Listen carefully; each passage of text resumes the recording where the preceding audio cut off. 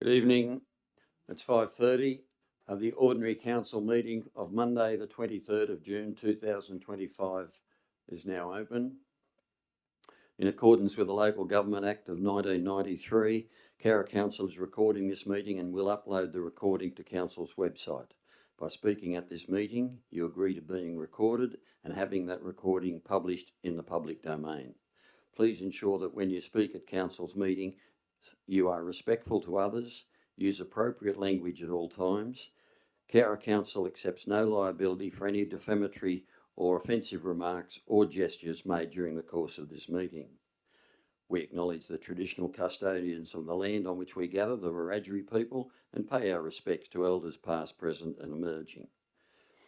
Attendance, apologies and application for leave of absence by councillors. I have Councillor Nikki Kiss, who is attending the conference. She is an apology, and Councillor Cheryl Downing, who is on leave. I'm assuming that Councillor Watt will be late. So would someone like to move that we... Thank you. Thank you, Councillor Speechley. All those in favour? Pass, thank you. Disclosures of interest. Councillors and staff, please indicate in relation to any interest you need to declare. A, what report or item you are declaring an interest in. B, whether the interest is pecuniary or non-pecuniary. And C, what is the nature of that interest. Councillor Fagan. I'd like to declare a non-pecuniary interest in the development application 3.5 on the recommendations for Lachlan Street, 2 Lachlan Street, as my husband is the chair of the St Raphael's Finance Committee and they have a submission in. And I'd also like to declare an interest in a non-pecuniary interest in 3.8, the development application on Chardonnay Road, as I am a next door neighbour. And 7.1, I take it as well. Yeah, is that 7.1? Anybody else? Councillor Wright? Yes. I declare a non-pecuniary interest in item 4.1, part of the delivery program, and the which includes the revenue policy and budget.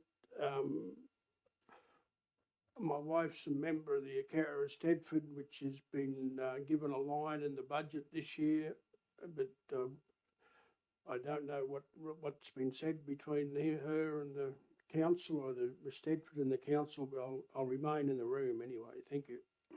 Thank you. Okay. We've got no presentations, but we have one member of the public has registered with the General Manager's office to speak, and as chair I will allow them to speak to an item in the agenda. Richard Sinclair, who will speak to item 7.1, development application 10.2024.27.1, Lot 1, DP 801755, 2 Lachlan Street, Cowra, demolition of existing buildings and construction of a service station with drive-through facility and internal seating.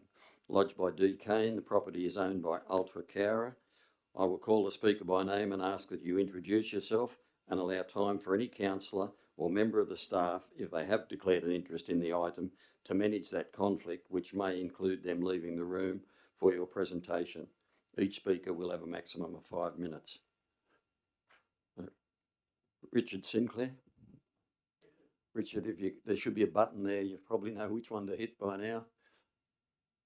On the right-hand side, I think, the light will come on. And if you could speak, this will be recorded, so if you could speak clearly into the microphone, please. Mayor, councillors, council staff. We have been, as a group, through this for a long time.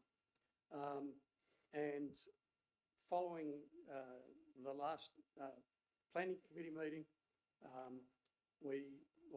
prior to that meeting, we submitted some points for discussion with council, and then that caused the item to be deferred.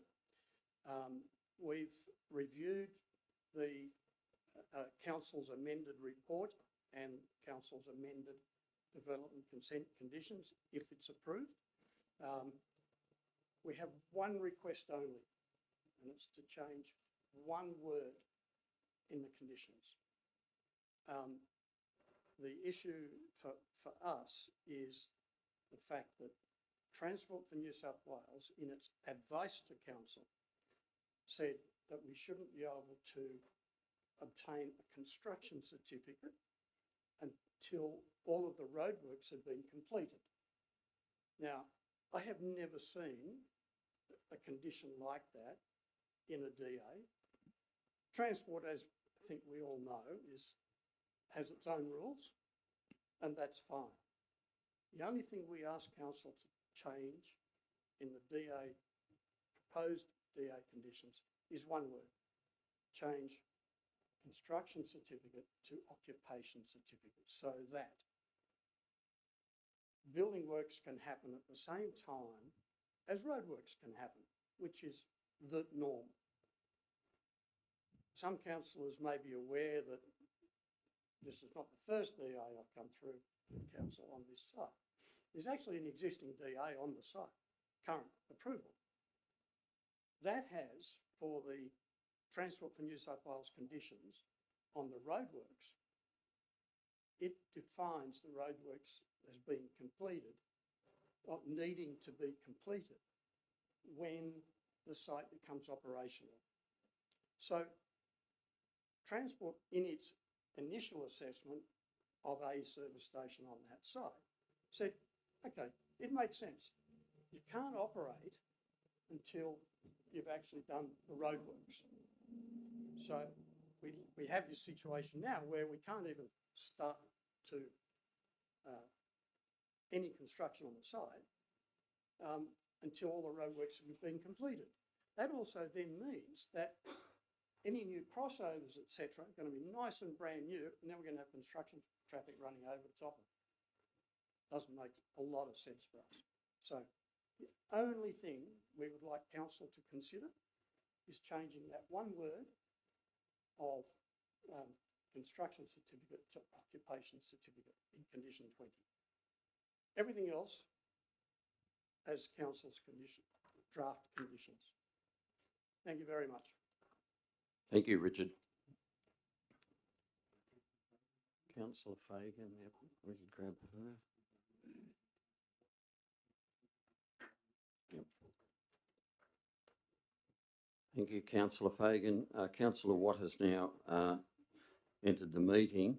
Do you have any disclosures of interest, Councillor Watt? Thank you very much for asking, Mr. Mayor. Yes, I would like to declare an interest in item 3.8. It is because a family member of mine is involved in the application, the submission. It's a non-pecuniary interest, but I will leave the room. Thank you.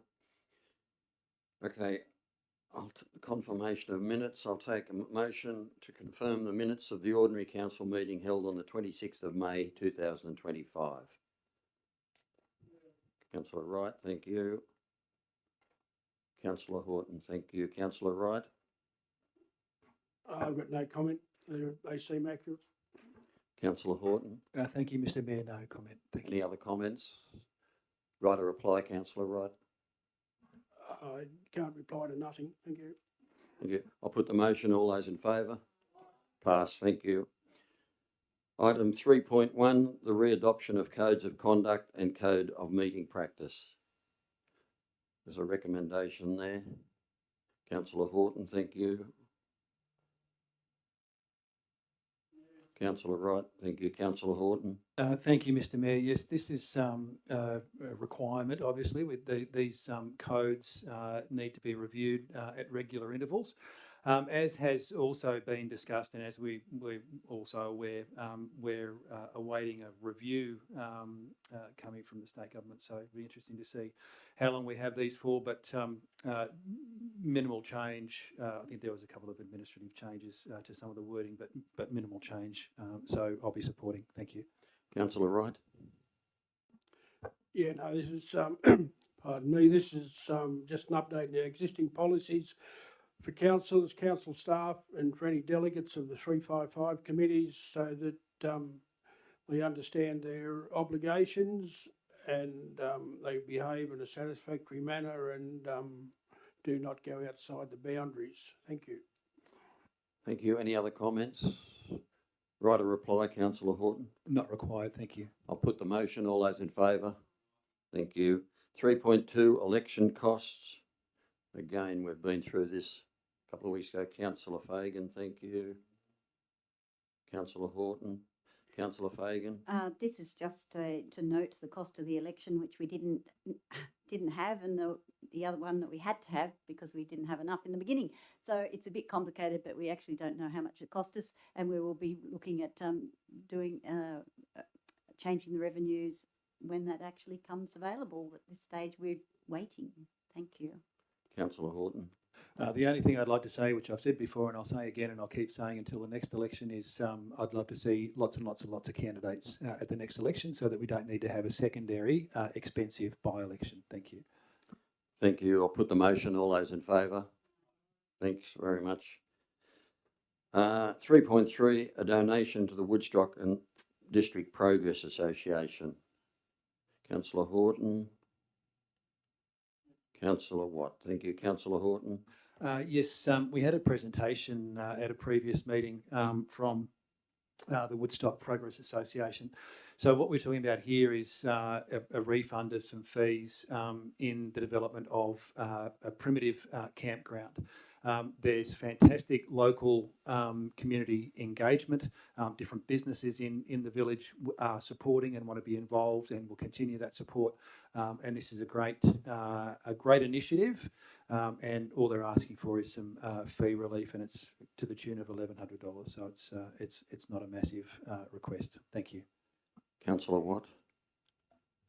Thank you, Mr. Mayor. As Councillor Horton said, we've spoken about this 2 weeks ago, but we've also spoken about it when we approved the DA for this project to go ahead.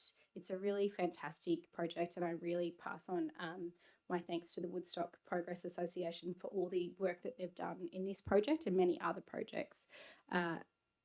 Coming from my role as the chair of Cowra Tourism Corporation, we know that camping like this is really essential to getting people to come through. And we know that people's perceptions of free or low cost camping are actually often, they are people who often spend in local facilities like hotels and like pubs and like restaurants. And that fits really well with the makeup that Woodstock is. I'm sure there'll be lots of people staying there and heading out to the dam or heading to the pub for a feed. And I really thank the group for what they've done here. I think it's also important to mention the Woodstock Association does a lot of fundraising through the year. And as Alison articulated last time, they will be using that fundraising to pay for the insurance and the ongoing costs to hold this licence, but they are asking for this one-off piece of the DA work that they've been required to do, that we reimburse them for that, and I think that's a really fair request from them. They do a lot of fundraising and a lot of community effort in time, and blood, sweat and tears will go into this project over the years, as already has. So I'm very happy to support this, and I think it's a really great action of council to support this tourism infrastructure. Thank you. Anybody else like to comment? I have a Councillor question. Fagan. This is coming out of the section 356 donations. Yep. Do we think we should record that in here? Or is that, you think that's okay? There's no need to. No need to. You think that's okay? It's just sometimes we generally record where it comes from. That's fine. Thank you. Anybody else like to comment? Councillor Wright. Yeah, it's already been said, the work that the Woodstock Progress Association does, which also encompasses the running of the show and a different group, same people. As with most things in the community and society today, there's different people want different styles of amenities. And once when they wanted a caravan park, they wanted it close to the central town and everything, and a few of the upmarket, in inverted commas, amenities. Where now with the type of camping and caravanning vehicles available, they're quite happy to get out in a more primitive style or back to nature style. And it's not going to be in the back of the woods out there at Woodstock. It's in the showground, and it just operates on a different system. This will also provide another source of income out there for the Woodstock area by utilising the Woodstock showground, hopefully on a more regular basis. And I think it should be noted that these people, they have come to us to ask for the development application fees to be returned to them. They have gone to, they haven't just come to the first easier to get people to get money out of. They approached the Agricultural Societies Council, which is a body of the showground show people statewide committee, and they received a donation there of $20,000 to implement this primitive site, and that'd be a fairly competitive little grant to get, because there's quite a few show societies in New South Wales, and they'd all be looking for something to try and reinvigorate their showgrounds, and Woodstock was very good. So this little bit of money will help them, but they've also already helped themselves to a large degree, and I wish them the best. Thank you. Thank you. Anyone else like to comment? Right, a reply, Councillor Horton. No, not required. Thank you, Mr Mayor. I'll put the motion. All those in favour? Passed. Thank you. 3.4, Investment and Financial Report. Councillor Fagan, thank you. Councillor Wright. Councillor Fagan. We discussed it at the committee meeting, and it's something we need to do every meeting. We note the investments and financial report for May 2025, and it shows that council is in a very good, a very sound financial place. Not that we're making a lot of money, but we have got enough money to pay our bills when they become due, which is also a good way of being in financial. That's all I can really say. I'll finish with that. Thank you. Councillor Wright.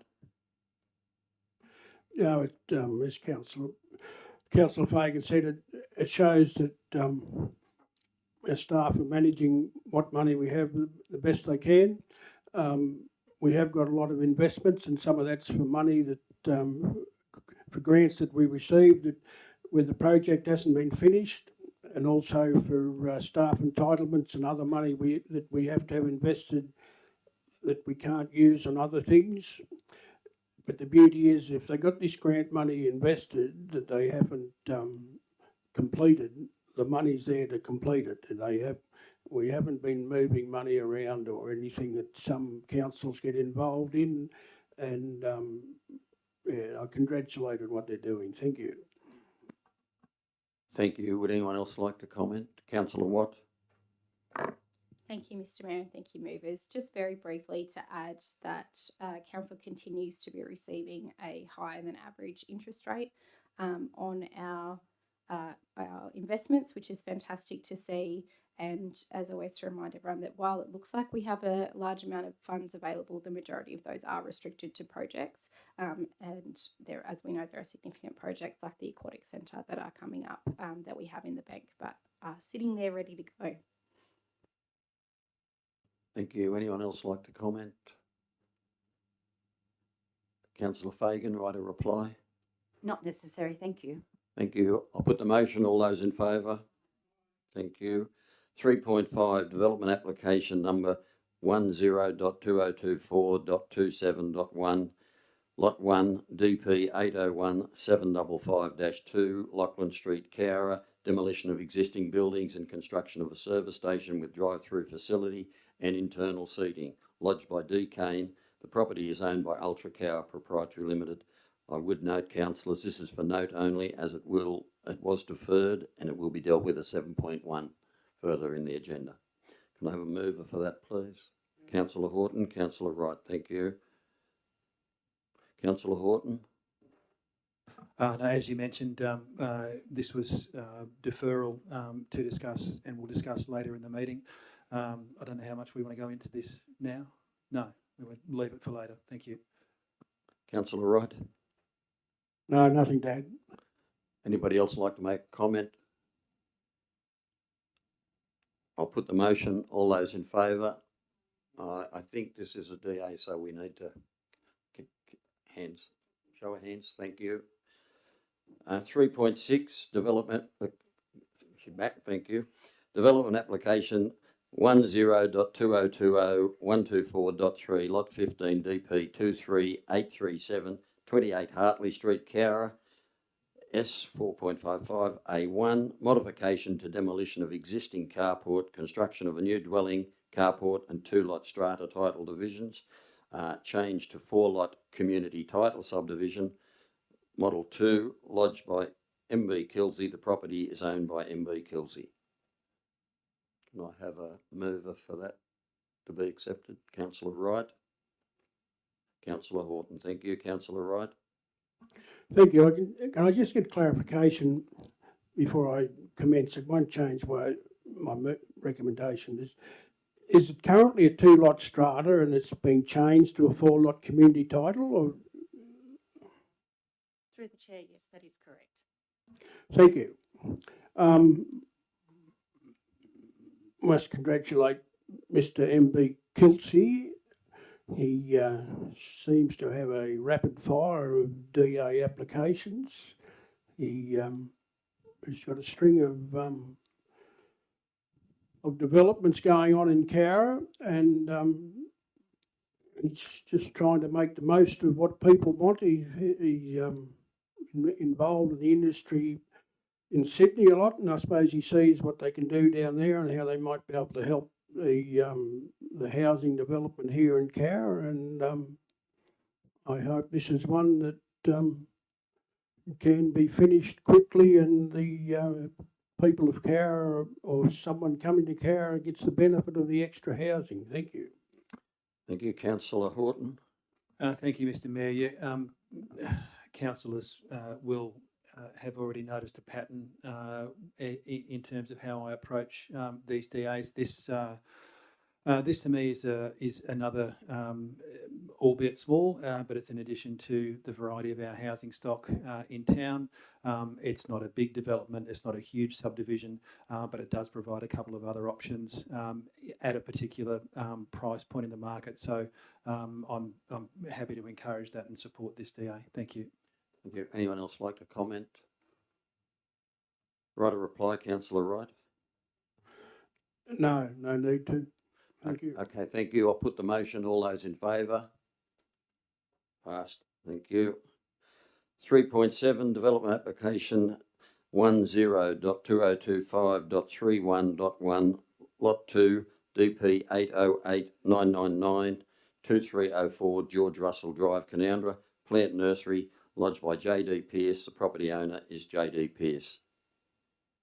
Councillor Horton, thank you. Councillor Fagan, thank you. Councillor Horton. Thank you, Mr. Mayor. We have had a look at this previously. The reason this has come to council is because there's a request for a different surface for the driveway and car park area. And as has previously been discussed, given that it will be open for limited hours during the week and limited hours on the weekend and the small amount of traffic in and out, we are comfortable with that variation. So happy to support the DA. Thank you. Councillor Fagan. Very happy to support this. It's something that we need in our community as a nursery, and I'm very pleased and happy to be able to actually support this, and I hope that and wish them all the best. Thank you. Anyone else like to comment? Councillor Wright. I congratulate the owners of the property that's lodged the DA, and I wish them all the best. It's on a quiet road, but it can people from Cowra and the Canowra, Billamari, Woodstock area can we'll be able to access it, and if the products need to go further afield, it's got good access for larger vehicles. And what happens, I don't know, I'm on a bit of a roll today. Must have been the walk up Billy Goat Hill, but everything operates on a trail today, and often people will go for a drive, and this could be out. It could take them somewhere, and they see this, and they go, and they're looking for it. They found it, but it's out somewhere different, and they go and look at something different, and it just I feel that it's one way of getting tourism into the town. It's a very tangent method that I'm moving, but I congratulate them for actually putting the DA in and making sure that everything that's going to happen out there complies with the development control plans and so forth. Because, as I said at the previous meeting, often people living on the edge of our shire think, well, no one's going to see us, so we'll just operate and hope everything goes all right and operate under the cloud. And if our head sticks up, we'll plead ignorance and ask for forgiveness instead of asking for permission, which sometimes is a bit difficult. Thank you. Thank you. Anyone else like to comment? Councillor Horton, right of reply. No, thank you, Mr Mayor, not required. I'll put the motion. All those in favour? Passed. Thank you. 3.8, councillors. Thank you. We got left 5 of us, right? 3.8, development application 102025.35.1, lot 1, DP 776076, 42 Chardonnay Road, dwelling, caretaker's residence, lodged by M. Jackson. The property owner is M. Jackson. Councillor Horton, thank you. Councillor Speechley, thank you. Councillor Horton. Thank you, Mr Mayor. Another example, I think, of a bit of common sense. It seems to me that the proponent here has worked and kudos to council staff as well. The reason this has come to council is because of recommended setbacks in the environment in which this building is set to be constructed. It seems to me that the proponents worked really well in trying to find the best option on the land that they have. They actually don't have the physical space to comply with the suggested setback. So it seems to me they've worked as well as they can with council on coming up with the best option. It makes a lot of sense to me to support this one. Thank you. Thank you, Councillor Speechley. Thank you, Councillor Horton. I agree. This application, it's a small cottage for caretakers, managers of the motel. It's sitting behind the existing building line, and it has some easements which really determine the only place it can go. It's a small building, so I'm happy to support it. Thank you. Anybody else like to comment? Councillor Wright. No, this makes a lot of sense. As I said, the motel needs a caretaker owner residence. It was built by the original owners who had a house not far from this that they lived in. And the reason for the setbacks is often related to, because it's in a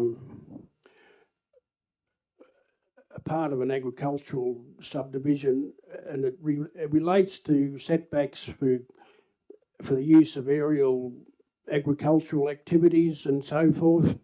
But all that's sort of gone out of date, because if you spray or spread fertiliser, either by air or by ground, you can't let it go across your boundary onto the next person, even 2 or 3 feet. So the conditions of doing this in an agricultural space, even if you're on 1,000 acres and only a house around.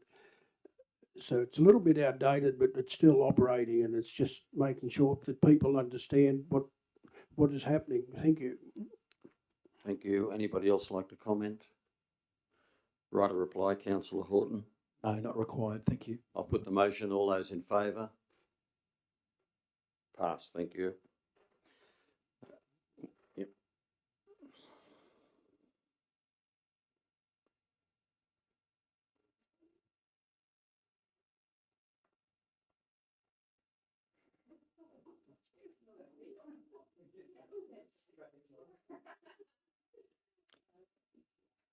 Okay. 4.1, draft community strategic plan, the draft delivery plan program of 2025-26 to 2028 and 29, the operational plan 2025 to 2026, the draft long-term financial plan 2025 to 2026 and to 2034 to 2035, the draft revenue policy 2025 to 2026, and the draft workforce management strategy 2025 to 2029. Councillor Watt, thank you. Councillor Horton, thank you. Councillor Watt. Thank you, Mr. Mayor. As everyone knows, this is the formal adoption of our long-term strategic plan, 4-year delivery plan and 1-year operational plan, as long as our 10-year financial plan, workforce management plan, and probably something else that I've also forgotten. Thank you everyone who took the time to put forward a submission for this piece of work. It's really appreciated when people take the time to look, particularly to that resident who picked up an error in our calculations about a fairly significant rate. So we really do appreciate that. I'm really proud of this plan, as I articulated about 6 weeks ago when we put it forward. One of the main pieces, and I'll be brief because I know we've got bigger things to talk about tonight. We've talked about this before, but I'm particularly proud of the work that we've done in expanding the livability and housing chapter of this plan. We've made an effort this time to reflect on where our community is at and do a bit of a reshape of that key direction to title it livability and housing, explicitly pulling out that access to housing, both for renters and owning, is a real challenge, both to people wanting to live in our community, but also to businesses wanting to thrive. I was speaking to someone just this morning who said they're having problems hiring people because they can't get childcare for their kids. And we know that's always a challenge, as well as the increasing cost of renting because of the lack of supply there. We've also put in that section some really clear directions to start to promote Cowra as a family-friendly shire, which I think is really essential in looking to the future of Cowra. I'm sure we all have many, many parts to be proud of in this plan, and we've set out quite an ambitious plan going forward, but I have full faith in our council to be able to achieve that. Thank you. Thank you. Councillor Horton. Thanks, Mr. Mayor. And yes, just to echo Councillor Watt's point there, thanks to all those who've engaged, the quality of the discussion with councillors, with council staff, and of course once we put the plans on display. These documents, we could easily, perhaps cynically, see these as an administrative task that needs to be done on a regular at a regular interval, but these are really critical documents for engaging with our community. I think the challenge, as always, is to find the balance between aspirational and kind of expectations management, I suspect, but the value there is in that conversation with the people that live and work here and those that want to come and live and work here, or want to raise families here or want to stay here, or whatever the case might be. So these are really important documents, and I'm really proud of where we got to. I also just wanted to note though, and people in town will say, well, of course, council can't be everything to everyone. We can do the best we can, and I guess that's where I struggle with the aspirational versus the expectations management. In fact, council shouldn't be involved in everything. We can attempt to create an environment where the town and the businesses and the people within it can thrive, and I think we need to continue to look for opportunities to do that. But I think we also need to be mindful sometimes that we need to get out of the way and let the people in the town and the businesses in the town do their best. So it's about us trying to create that environment. But commend these documents and thanks to everyone involved in providing feedback. Anybody else like to comment? Councillor Wright? Yeah, this is happens after each election that we do a review so that the new council has an input into what in which direction that our planning should go and where we might get our money and get an understanding of the workforce management strategy that our general manager feels he needs to deliver this plan or these programs, and I think it's quite relevant that when you get 9 councillors, and sometimes you might get 4 or 5 new ones, or 2 or 3 old ones, that they reflect on what the people who put them there feels that the town needs, or what it might have changed in the previous council period, and things to be updated. So I congratulate everyone here at the table, and I congratulate the people that did send in some submissions, and we'll see what happens. Thank you. Thank you. Anybody else like to comment? Right, a reply, Councillor Watt.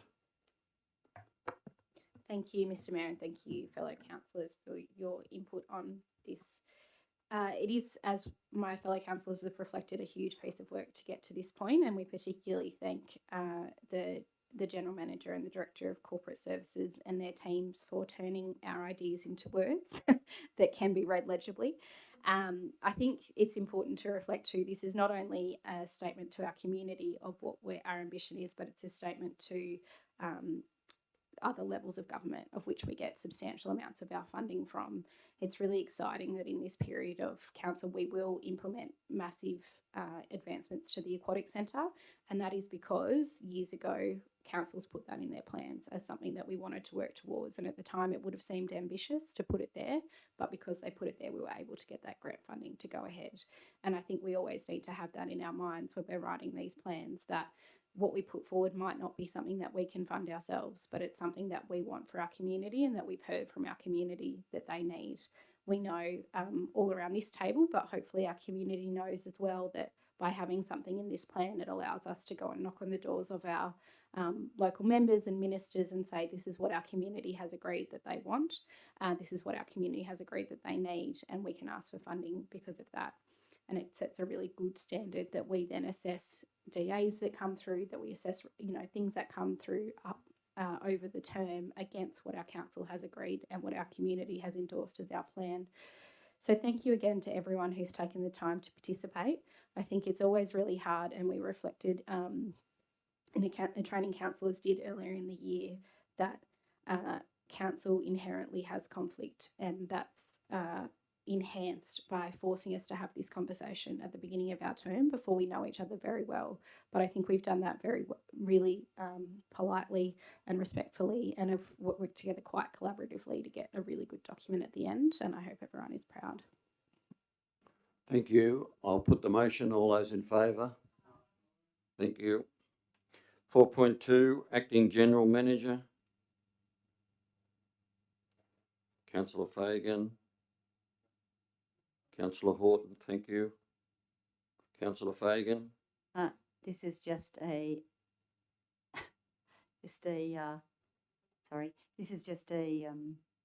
policy that we have to, a procedure that we have to do and adopt, and I'm sure the director will take on his role very sensibly and responsibly. Thank you.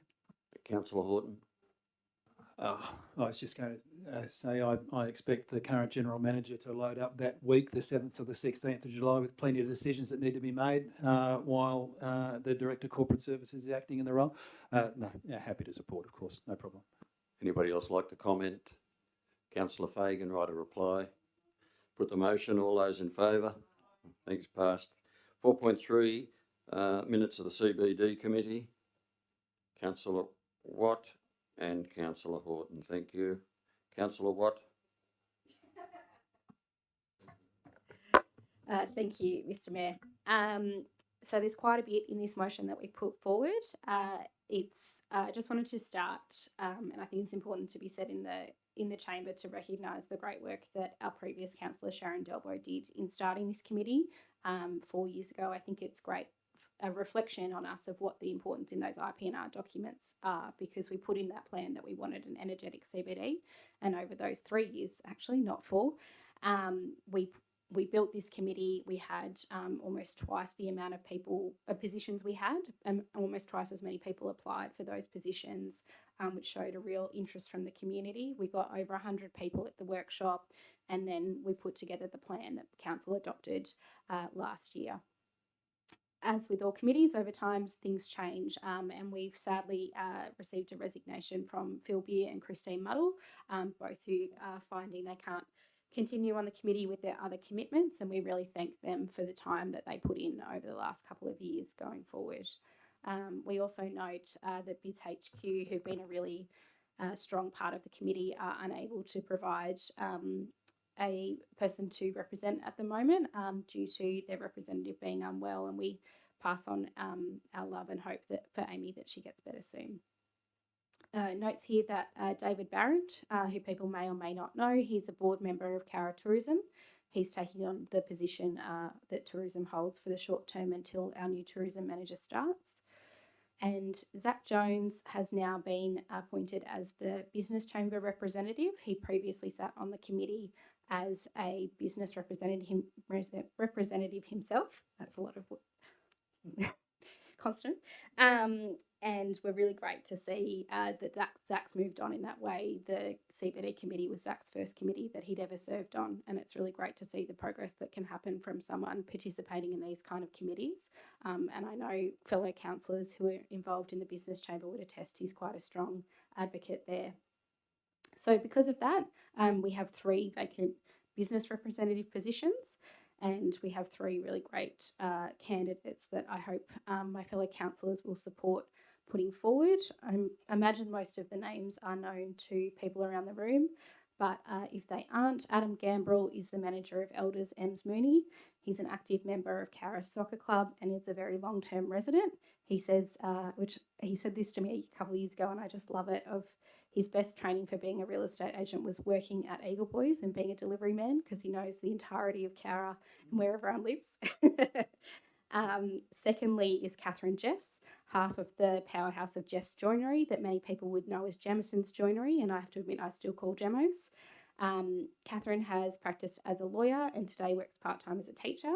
She attended the Can Do Cowra workshop and has been an active part of the Cowra Can Do committee since its initiation. And we all know that Jeff's Joinery and active community members supplying joinery to many in the community and the CBD. And thirdly, Bruce Rouston, long-term owner of Bushman's Boots and All, and one of Cowra's longest running retail operations in the town, and a very strong supporter of the community and the CBD. So I would ask all councillors to accept these recommendations to the committee. It's very exciting that we've got such a strong group of people involved, and really looking forward to what we can do next. Thank you, Councillor Horton. I think fairly well covered by Councillor Watt. So yeah, great to have that interest from Adam and Catherine and Bruce in terms of wanting to come on to the committee. It's also great to see with Zach Jones being appointed as a business chamber representative that the business chamber is developing some momentum as well. So some positives coming out of that conversation. Thank you. Thank you. Anybody else like to comment? I just have a question. Councillor Wright. Is Jess Murphy and Martina Lindsay still members? Yes, they are. Anybody else like to comment? Right. I'll comment. This committee is very important, but it's dealing with a problem. Well, it's not dealing with a problem. They're dealing with an area of town which isn't easy to find solutions for, and it just comes and goes. Some things, some people could start a shop and it'll be a very good benefit to town, and and other shops might open, start and close, and so forth. And it's maintaining the enthusiasm of a committee like this to see some development happen. And if they can contact these state bodies, plus work with whoever we might talk to maintain a vibrant CBD, we might make those small gains, which will bring us good fortune. And to see Bruce Rouston there, it's a very, I've got a lot of respect for the Roustons and the Rouston family. They're business people, but Bruce is one of the ones that probably talk to you more and listen to you even further. And I was speaking to his father, Tom, the other day in the main street, and he was very complimentary of what's been happening in the CBD and the way the council's been operating in the last period of 7 or 8 years. And when someone like that says something, you get a little bit of confidence, because I know he was having trouble with council when he built the Bushman Boots store there, when he replaced his motorcar showroom there, that they didn't like the way he was doing it, big setback fence at the front. And he said, I'm packing up and going to West Wyalong. I can build what I want over there. But he stuck in there and developed things. He has developed other businesses up the back of, Rouston Lane there. Always trying to do something. They got these other boys have got things up in Lachlan Street, but they're long-term business people, and we haven't got a lot of those today. That often businesses start when someone receives redundancy, or they might give up a good job to start to work for themselves, because they think it'd be good to work for yourself, work a bit more flexible hours or something, or they think they can fill the space, but it often doesn't always go the way they think. But anyway, I wish this committee well, and I hope that the CBD community supports them. Thank you. Thank you. Anybody else like to comment? Councillor Watt, right of reply. Not needed, thank you. I'll put the motion. All those in favour? Aye, pass. Thank you. 4.4, community engagement strategy.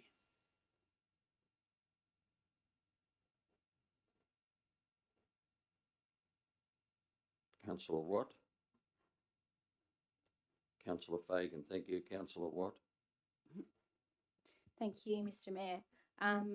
Again, thank you very much for those people who put forward submissions. I think that the responses from our staff to those submissions are very apt.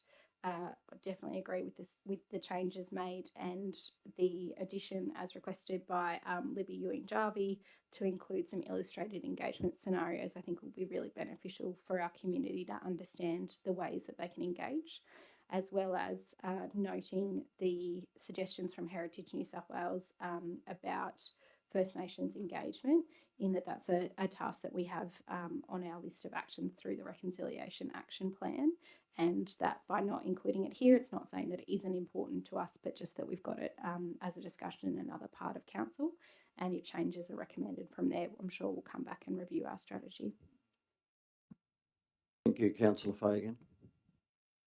Yes, also thank you to the people who commented. I'd just like to, this is a policy and strategy that we have to have under the Local Government Act, and I think this is a very succinct and it explains things very easily and very simply. So if anyone wants to conduct conversations with the council, this is the way to do it, or we conduct conversation with our community, this is the way to do it, and I think that that's a very sensible outcome. Thank you. Thank you. Anyone else like to comment? Right of reply, Councillor Watt. Not required. Put the motion. All those in favour? Thank you. 5.1, donation request. The Goolagong Log Cabin Hall for their 2025 Esky Ball. Councillor Watt. Councillor Wright. Thank you, Councillor Watt. Thank you, Mr. Mayor, and thank you, Councillor Wright, for your enthusiasm in supporting it. Councillors who've been on council for a while would know this is a regular request and one we have regularly supported for the Goolagong Log Cabin Esky Ball. The log cabin is a fantastic community facility, and the coordination of the esky ball is a really great way to get people using it. And as we know, it's pretty hard to get yourself out in the chilly nights of winter. I was definitely feeling my late age a little bit on the weekend when I went, God, I would not be getting dressed up and going out tonight. So maybe that says a little bit something about I'm older than I think I am, if that's my response to a good night out. But it's a very modest request that we cover half of the bin hire and collection for the event. They do great work, and it's a really positive impact in the community. So I'd love fellow councillors to support it. As always, noting the dates. Yes, this event did occur on the weekend, but the application was received prior to the event occurring, so that meets our criteria around donations policy. So I'd be very happy to support it. Thank you, Councillor Wright. Yeah, no, this, the people running this ball need to be commended, and really this is a very small donation that we're making to help them run their event. As we all know, cleaning up after an event is very important, and if we can help that, it's good. One of the major benefits of the event like this is people get together, relax, debrief, find out what's going on, and they go home in a lot better frame of mind than they might have been when they arrived. And this is all about developing a community spirit, and it's being, and this type of the charity ball is now operating, and there's one, the Cowra Show Society is going to run one, and so forth. It's a good way to raise money, but it's a good way to get people out and enjoy life. Thank you. Thank you, Councillor Wright. Anyone else like to comment? Right, a reply, Councillor Watt. Not required. Put the motion. All those in favour? Aye. Thank you. 6.1, Traffic Committee minutes. I'll move those. Can I have a second? Thank you, Councillor Horton. These minutes, basically, as read, the major thing in this is the parking in Bartlett Avenue is to be put on the southern side of the street, no parking on the northern side, which will allow cars to get through without doing the zigzag.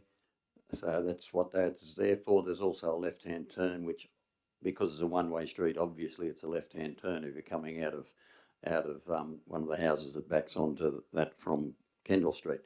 The other major thing in that is that there'll be no heavy vehicles parked on the corner of Fitzroy Street and Kendall Street in front of, from the motel to the corner, because it blocks the line of sight of anyone coming up from Fitzroy Street onto Kendall Street. And they do come around there at a reasonably rapid pace, and they can come on you very, very quickly. So that's the main things in that report. A couple of signages that have got to be changed. The problem we've got with the fire station, the no stopping sign has got no arrow on it.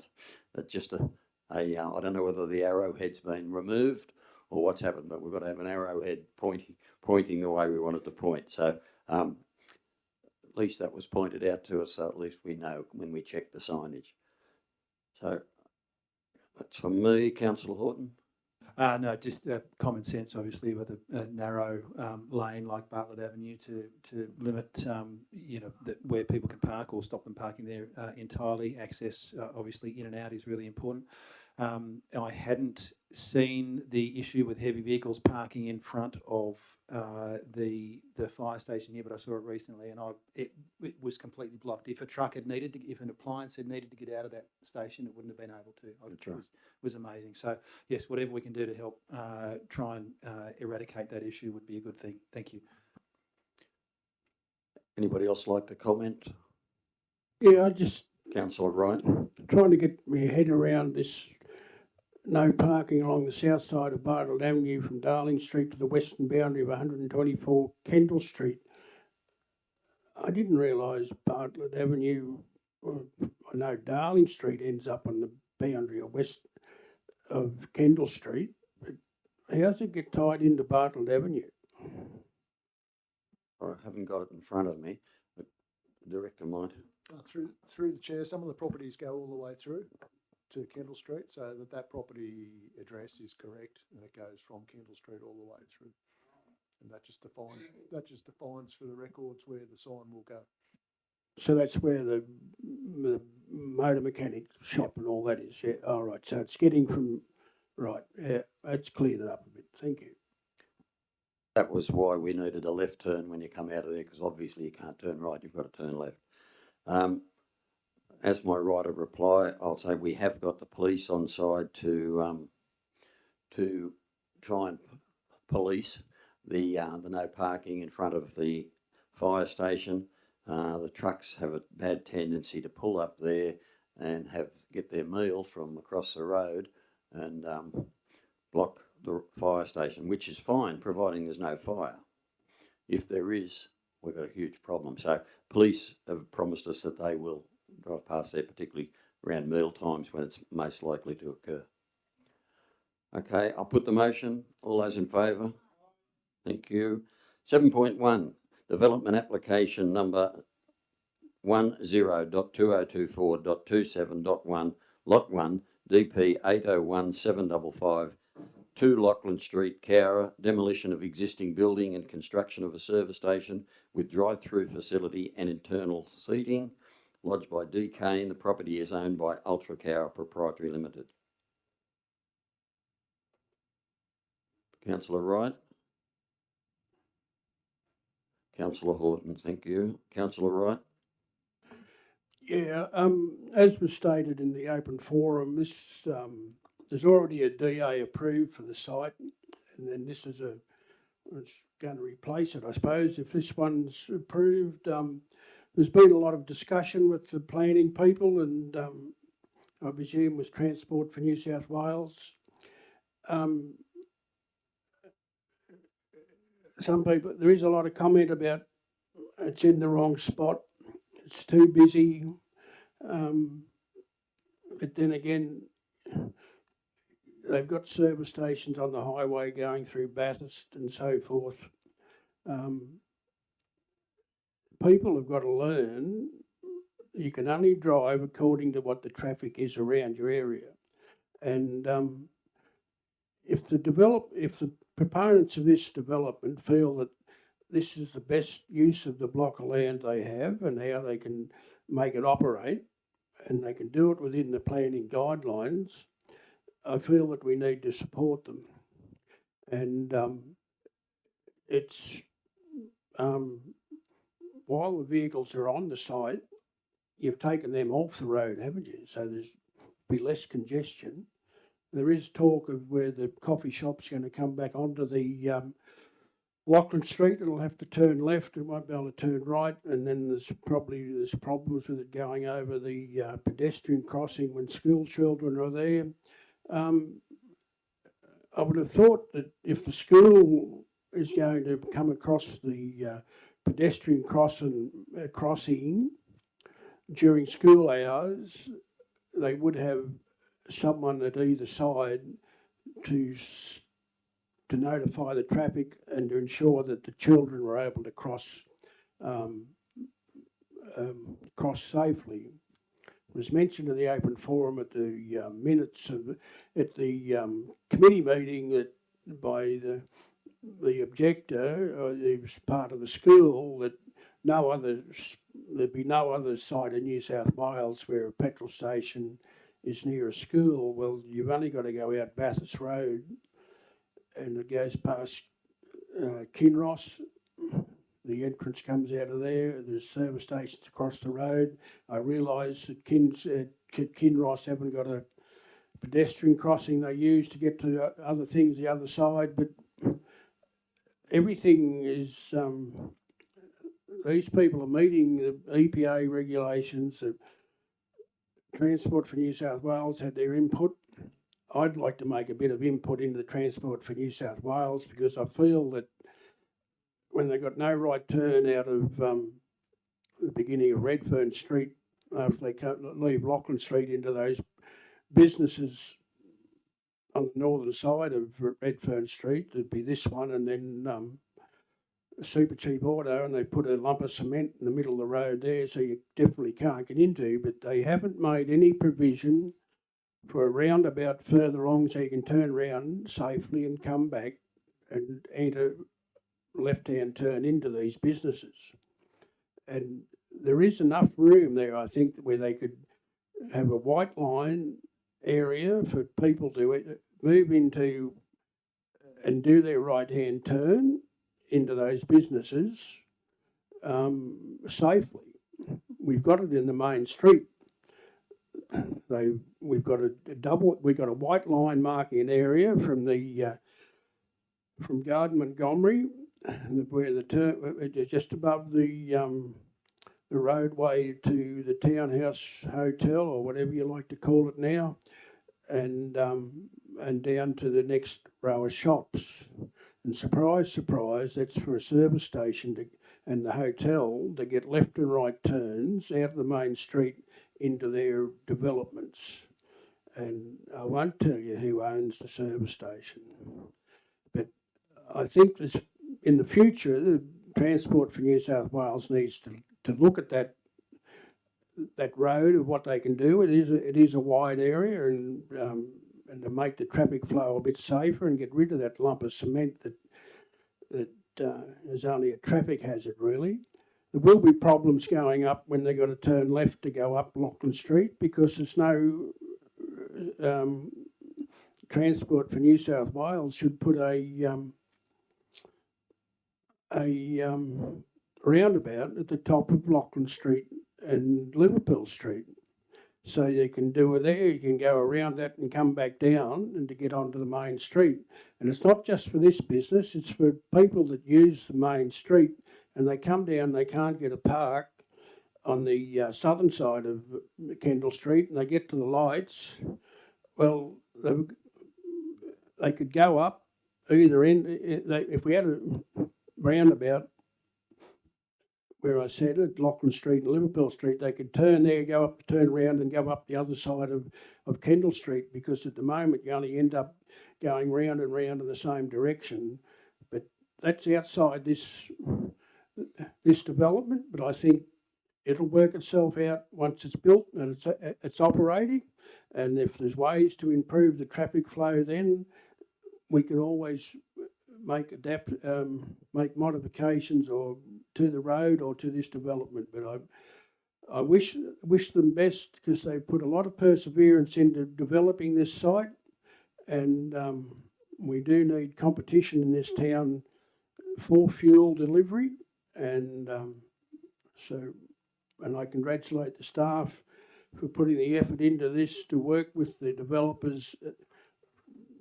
They're not being told what to do by the developers, and our staff only offer options to the developers, to ways that they might be able to change their plan or whatever to meet different results, because we can only approve what's been put in front of them.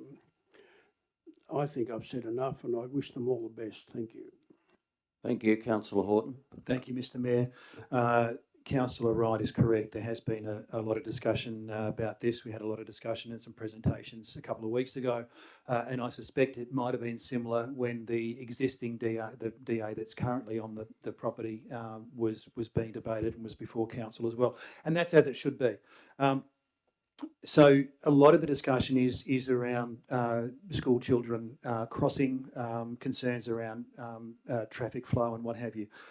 There's a lot of conditions in this DA. There's a lot of work that's already been done even to get it to this level. And whilst those concerns from the school, I'm sure, are genuine and legitimate, it's all relative. This is not the middle of Sydney. We are not talking about thousands of vehicles going at speed, right? We're talking about vehicles exiting a property through a driveway.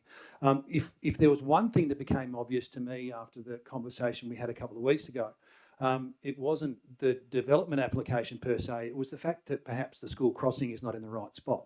And it's not ideal to have a road go through two buildings that the school accesses. So that is probably something that needs a bit more attention and activity.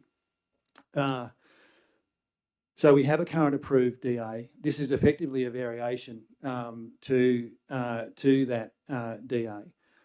Wherever possible, I think as a council, and referring back to some comments earlier about the CBD committee, wherever possible, where we have proponents who are engaged in the town, who want to invest in the town, who want to see the town progress, my default position will be to find a way to support them if I can, if it's possible. So I'll be supporting this DA. Thank you.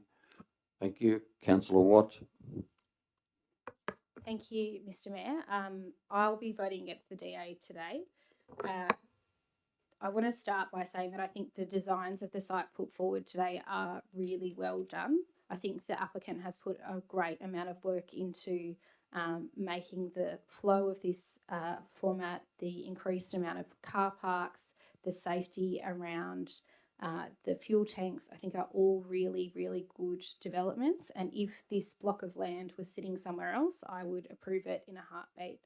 But unfortunately, I think that what we're trying to do here is put a round peg into a square hole with this location. The reason I'm voting against it, I have two reasons. I think that a number of the conditions don't go far enough to address the concerns around the social fabric and the safety elements.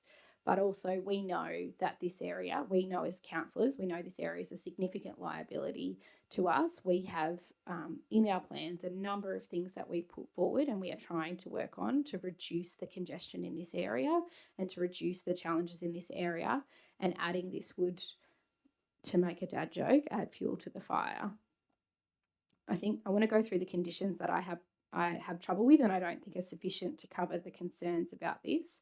And I think I really want to outline that because if this were, if it does get rejected today and it comes back, I want to be clear about what conditions I have challenges with. Condition 4 outlines the periods of time that fuel deliveries are not able to be scheduled, but those times don't cover the school zone timing. They just cover an hour 3 times a day, whereas we know school hours shut down are for an hour and a half. So we're essentially getting 3/4 of each of those school zone times, but not the whole piece. And we know those are in place because, as my laptop dies, we know those are in place because that's when there is increased activity, when there's increased school kids. No, you're right, I've got the notes on my phone. Thank you, though. Condition 6 around traffic movements. I think this is the one that we have spoken the most about, but we know that this is an extremely problematic intersection.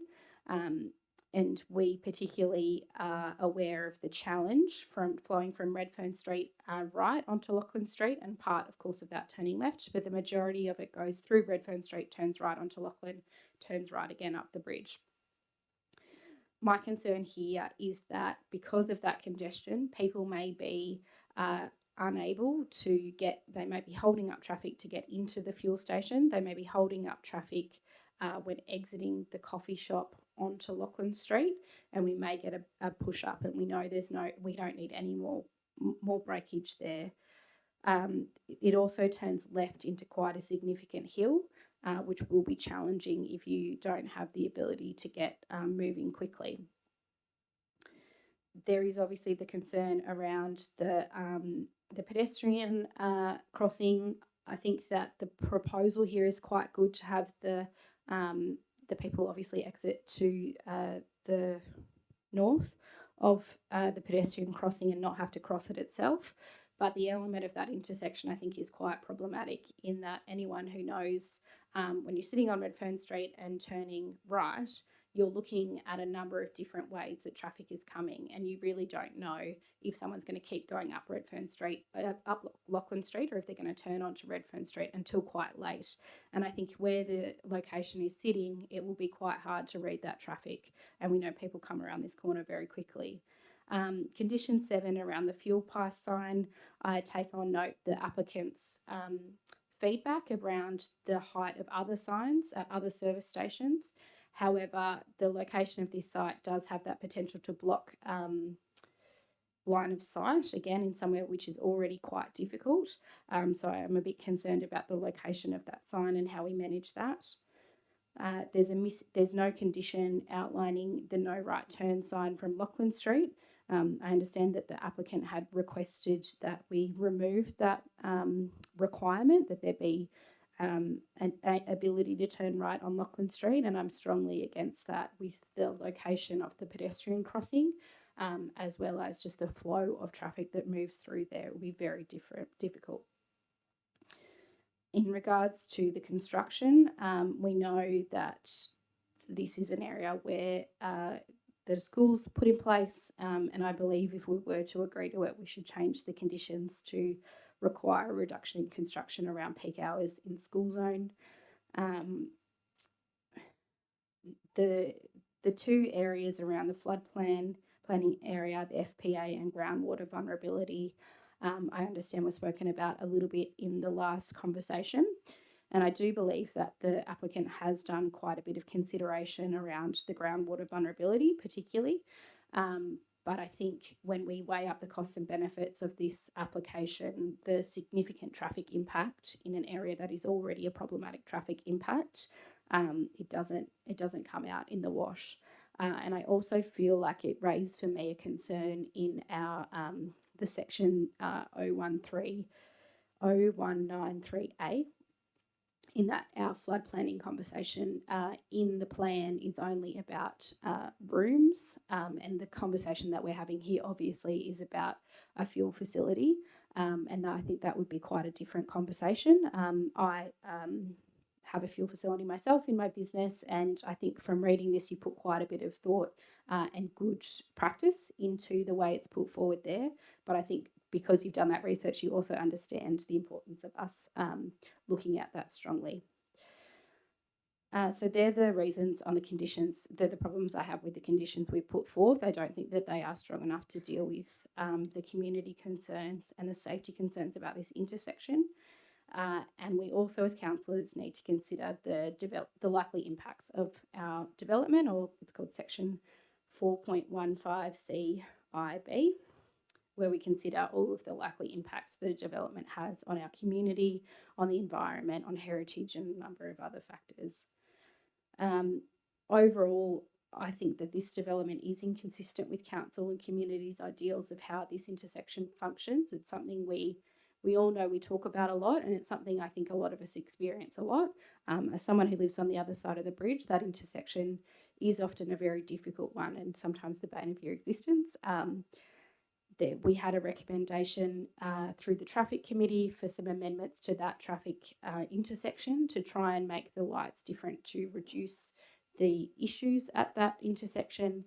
We know we've had recommendations from Transport New South Wales previously to put quite significant limitations on the traffic flow there to try and make it a more functional space. And I think what we should consider in this is the current usage of that space. We know that we have the caravan camp. We know that we have a significant amount of trucks flowing through Redfern Street, doing a hook turn back onto the bridge. We know that we have a school. We know that we have a church where there are quite significant, it's a very large church, and we all know that there can be quite significant funerals there. I think if we think of the situation as it is now, it's not appropriate that we add in another significant element in the stopping and flowing of traffic. I want to be really clear that the proposal put forward, I think, is a really good one if it was in a different location that didn't have these challenges. And I also want to touch on, there's been a suggestion tonight and a suggestion in the previous meeting about the option of changing where that pedestrian crossing sits. And I think that's a real highlight of the challenge that we have in this situation, of that is the access from that school to a large portion of Cowra. A large portion of kids cross that to walk home. And if that isn't there, they would have to cross at the lights, walk down and cross Redfern Street without a pedestrian crossing. And even putting a pedestrian crossing in Redfern Street would probably cause similar issues than we have now I think similarly, a proposal around a roundabout at the top of Lachlan Street, it's a very congested space. It's a very steep hill. We would have a number of issues in that space anyway. The traffic flow is so complicated. There's so many elements here, from the 40K zone, from pickups at both Liverpool Street and Lachlan Street, the flow of trucks. It's just such a difficult area that I know we have repeatedly raised issues with Transport for New South Wales.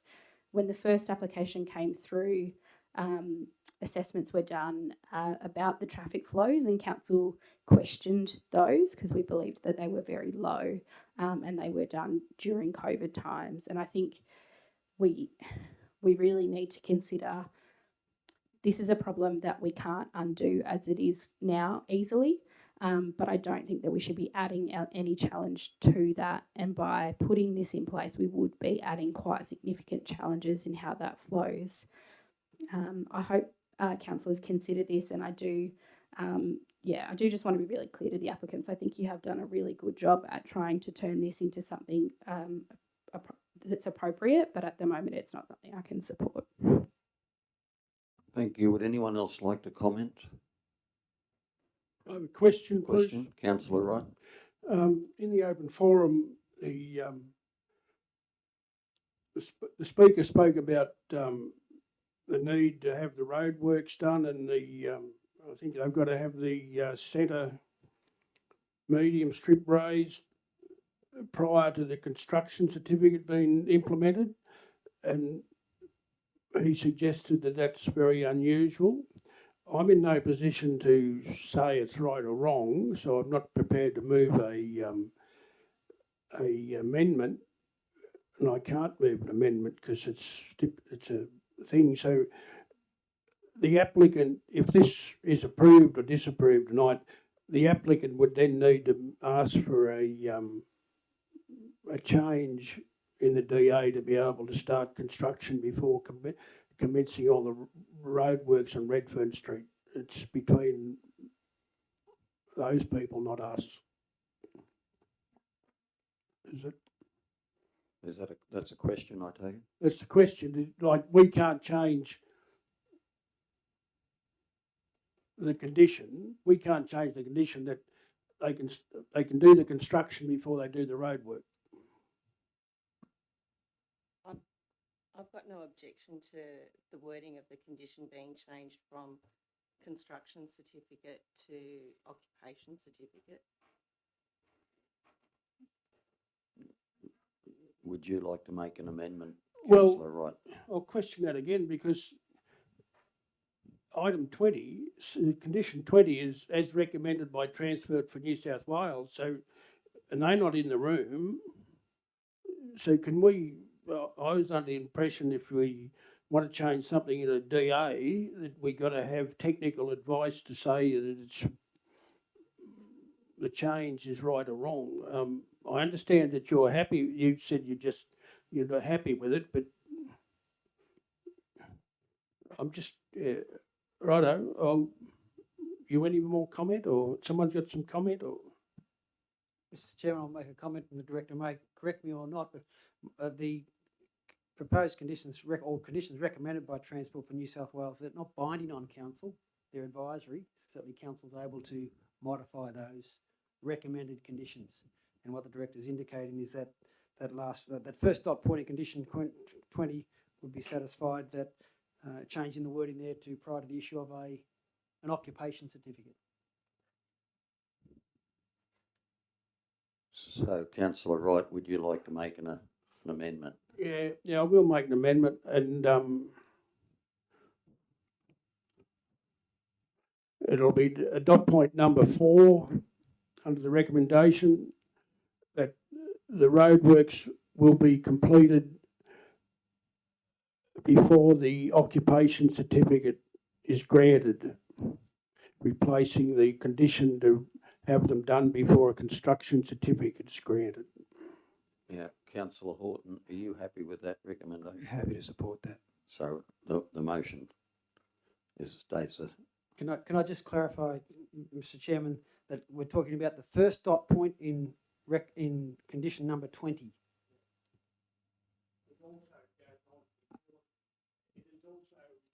further on an item, things to do before the construction certificate is issued? It's also mentioned further on about 28 or 9 before the construction certificate is approved that this road work could be done. So we sort of got to make two changes. I'm sorry, that it's not.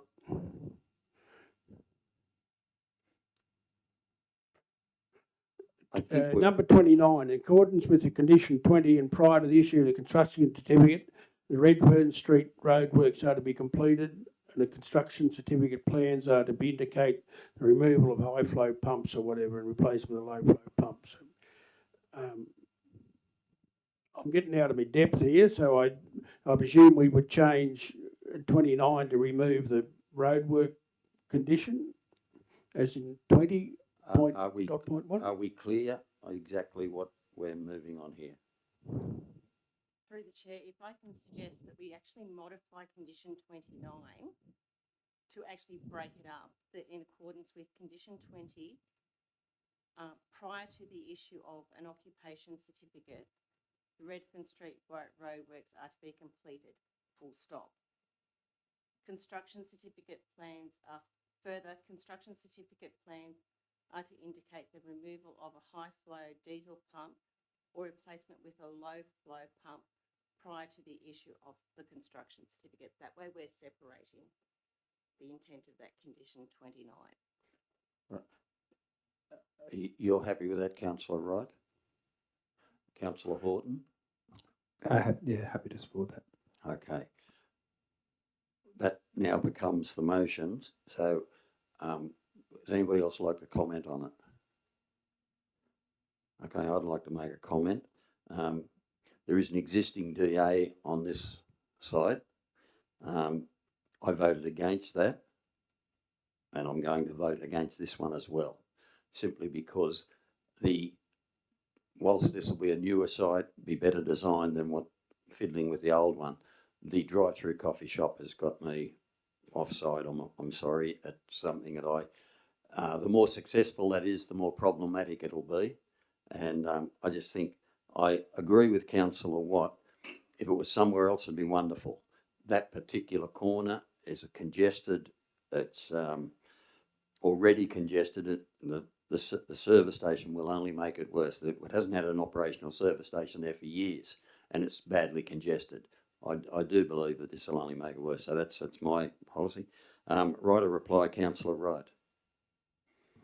Thank you, Mr. Chairman, and thank you to Councillor Watt and yourself for putting your ideas out there. This congested area, I can't see this development increasing the congestion much more than what it is there now, because there's only so many cars can use the site, can use the streets, and some of them will be using the service station.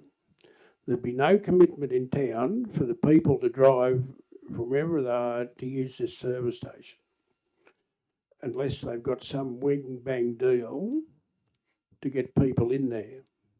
But that's the success of a business, and I think it's a good area to have a service station, because it's on roads that are used by travellers and other people in the town. In existing service stations, they seem to have met these things, and the young road intersection one, that's a pretty busy intersection. They got people coming in off one side and going out the other side, you can get, without the service station there, we can get a lot of people banked up at that intersection from people just coming off the Lachlan River Bridge that haven't necessarily come through Redfern Street and onto the bridge. So people, when they do get their driving licence, their basic rule is to drive to the conditions. And they won't be able to be rev heads driving around here.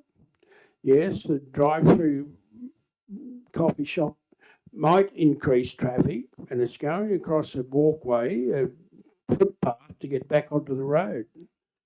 But then people exiting the car park of the church drives across a footpath to get back onto the road. People coming out of KFC drive across the footpath to get into it, and they drive across the footpath to get out of it. So it's part of business operations where you're servicing the community by vehicles, using vehicles. And we all know that drive-through things seem to be all the thing now. They can order online or whatever, and then turn up at the thing and tap and go and get their drink or whatever they're going to get at that door and move on. But you've got to you've got to take care from wherever you ever will be driving, and I can't see that we can knock it back because we feel that it's busy when the existing businesses there that are making it busy don't have to comply to all these new things unless they want to upgrade something. Then they'll have to come through and jump hoops as this development has. And there was talk of the fuel system being in the flood zone, the environmental problems of something escaping into the river water. Well, the Ampol or whatever it is on the Young Road, Grenfell Road intersection, it got wiped out in the last flood. The BP on Grenfell Road got flooded. It took a lot of work to get them up and going again, but I didn't hear of any contamination going forward. I haven't heard contamination going forward from the BP that used to be down on the eastern end of Kendall Street, of getting into the Wagula water system. There is some talk of the fuel depot further further downstream on the Wagula Creek. Did have some situation, and they've got monitoring systems there, but these people have got to do all the tests and so forth to ensure that there's nothing there to start with, and the things they're putting in will not offer a something to go wrong. So something that's not proven it's going to leak or so forth. It's and it's a bunded area where if something happens when they're filling, they can it can be contained. I just feel that if they want to do it and they meet all these projects and they think they can operate it on that area, well and good. And as I said before, there's other ways to fix some of that traffic flow in the beginning of Redfern Street and even onto Lachlan Street. And just because people are going to go up a hill is not going to be able to get away. I can't see how that can operate there when there's quite a good hill when you leave the Target car park and turn left and go up the hill to the hospital, or come up Liverpool Street and turn left at the roundabout and go up the steeper hill past the hospital. So you drive the conditions and you learn how your vehicle operates. So I wish them all the best. Thank you. Thank you. I'll put the motion. All those in favour? Those against? Passed. Councillor Fagan, come back, please. Might have gone home.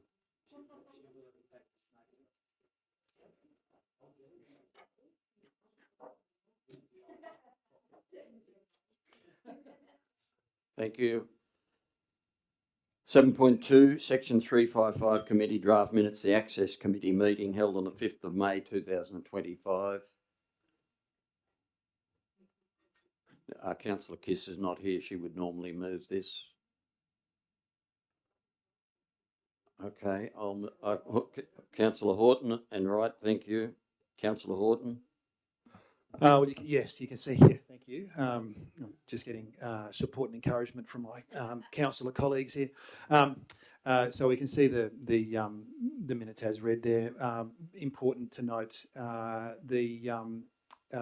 Dawson sitting in for Mr. Danny Jackett while Danny's having some leave, and Narelle Russell has resigned from the Access Committee and has asked that the Mayor send a letter of appreciation for her efforts while she was on the committee.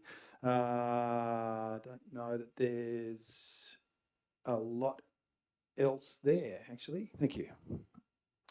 Councillor Wright. Yeah, I'm still trying to find the page. I seconded to allow discussion, and I'm quite sure the committee would have things under control. Is it? Someone tell me what page we're on. 473. Oh, it's 584. You're right, 473. I'm sorry, there's no recommendations there, is it? Hey? 486, it's too many. 473. I'm sorry to the viewers that I'm not prepared, and I've seconded something that I haven't got full control of, and I can't make my computer go in the right direction. I'll just leave it at that and won't add anything. Thank you. Thank you, Councillor Wright, and I appreciate the fact you did second it because it didn't look like too many others were going to. So would anybody else like to comment?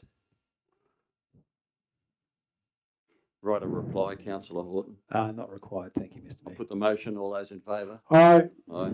Thank you. Passed. There are no late reports. There are no notice of motions.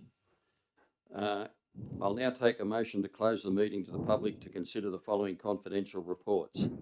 10.1, request for tender S1 2025 supply and delivery of bulk fuel for Central New South Wales councils. 11.1, council building asset 1 Burke Street, Cowra, Lot 2, Section 22, DP 977420 484. And 11.3, the electricity procurement. These matters are considered to be confidential under Section 10A2D1 of the Local Government Act, and Council is satisfied that discussion of these matters in an open meeting would, on balance, be contrary to the public interest, as they deal with commercial information of a confidential nature that would, if disclosed, prejudice the commercial position of the person who supplied it. And also 11.2, expression of interest, the Cowra Aquatic Centre upgrade. This matter is considered to be confidential under Section 10A2C of the Local Government Act, and the Council is satisfied that discussion of this matter in an open meeting would, on balance, be contrary to the public interest, as it deals with information that would, if disclosed, confer a commercial advantage on a person with whom the Council is conducting or proposes to conduct business. Can I have a mover, please? Councillor Fagan, Councillor Horton, thank you. Councillor Fagan? No? Yeah. No need to comment. No need to comment. Councillor Horton? I concur with Councillor Fagan's opinion. Write a reply, Councillor Fagan. I'll put the motion. All those in favour? Thank you. All right.